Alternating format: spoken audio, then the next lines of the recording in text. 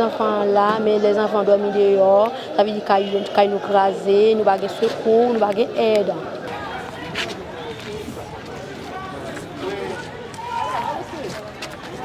This region has been affected by multiple shocks. Economic crisis related to COVID, cyclones, earthquake now. The earthquake that hit left all these people with nothing. Their houses have collapsed. We just saw rubble everywhere. They are really in their need of the food security that WFP is giving them.